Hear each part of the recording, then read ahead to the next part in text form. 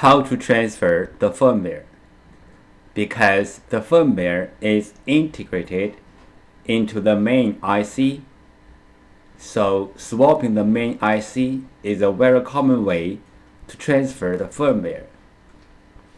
The main IC is a SMD chip with many pins. Swapping the main IC needs professional tool and techniques.